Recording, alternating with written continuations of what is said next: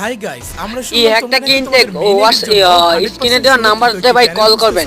এই হ্যাকটা অনেক কম, 499 টাকা। এই হ্যাক মোবাইলের জন্য নাম্বার দেওয়া। গাইস, ঠিক এমন একটি প্যানেল তোমাদের জন্য কিন্তু আমরা রেডি করে ফেলেছি, যেটা কিনা তুমি তোমার মোবাইলের ভিতরে ব্যবহার করতে পারবা।